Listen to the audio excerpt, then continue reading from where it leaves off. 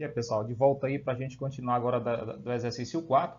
Ele tem aí a questão dizendo, de acordo com a matriz, né? Tem uma matriz A, vocês podem observar aí. E de acordo com ela, o que, que a gente responda? Qual é a diferença, tá? Qual é a diferença, que é menos, né?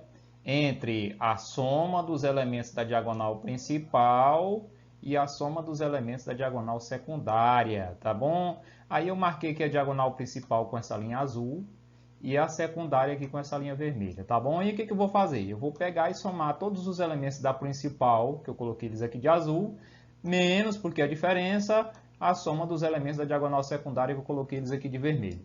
Os azuis deu 3, menos os vermelhos que deu 8, e aí 3 menos 8 é igual a menos 5, pronto, respondida a questão, prático e fácil. A letra B, ele quer saber o seguinte, quais elementos da matriz ocupam as posições. Aí eu tenho 1, 2, A índice 2, 3, A índice 3, 1 e A índice 4, 4. Pronto, isso aqui quer dizer que está na primeira linha e na segunda coluna, portanto, se a gente for buscar aqui, nós vamos ter quem? Nós vamos ter menos 2. Pronto, fechou. E A2, 3, quer dizer que está na segunda linha e na terceira coluna. Se está na segunda linha e na terceira coluna, está bem aqui ele. Segunda linha, terceira coluna, portanto, 3. Aí nós temos a índice 3, 1, está na terceira linha, primeira coluna. Se está na terceira linha e na primeira coluna, está aqui. Então, portanto, menos 1. E tem aí, por último, a índice 4, 4, que está na quarta linha, quarta coluna, é o último elemento da matriz aqui no canto inferior direito.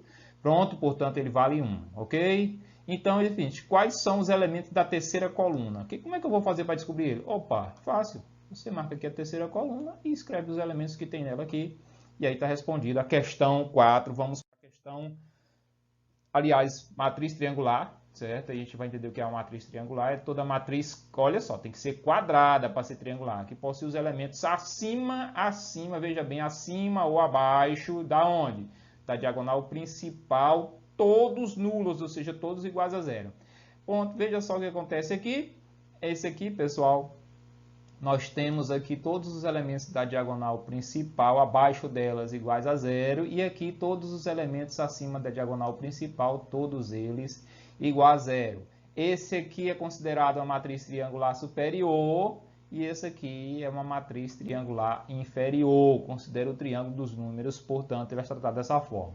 Então, ele diz aí que uma matriz ela é considerada triangular quando os elementos A e J, todos eles são iguais a zero. Veja bem, todos eles em que o I for maior do que J, certo? Veja só, nesse caso aqui, nós temos aí essa observação, ok? Então, matriz diagonal, ok? Matriz diagonal, o que é uma matriz diagonal? Ele vai já dizer para vocês direitinho o que é uma matriz diagonal.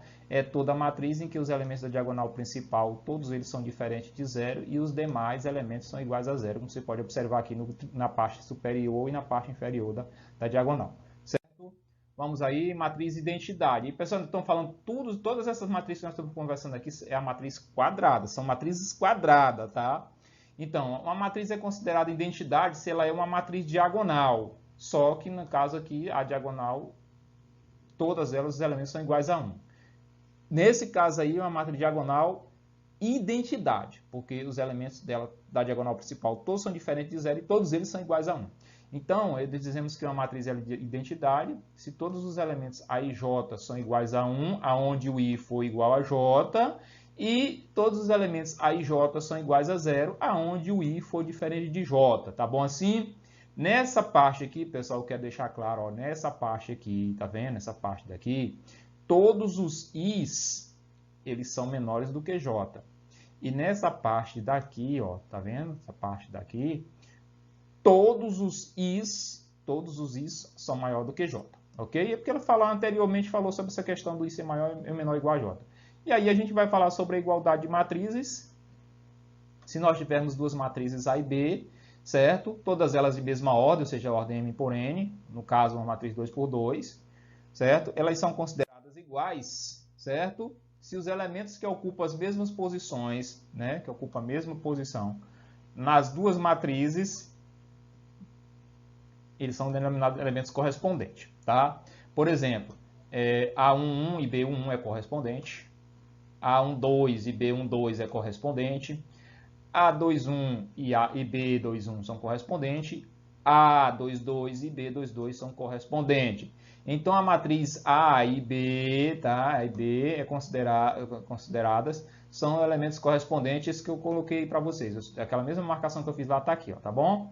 Definição: duas matrizes A e B elas são consideradas iguais somente se elas têm o mesmo tipo, ou seja, a mesma ordem, né? E seus elementos correspondentes são iguais, ou seja, os elementos que eu falei de correspondentes têm o mesmo valor, certo? Então, dadas duas matrizes A e B, certo? Temos simbolicamente que A é igual a B, se A e J for igual a B e J, com I variando de 1 até M e J variando de 1 até M, certo? Beleza? Paramos aqui e voltamos já já para continuar a aula.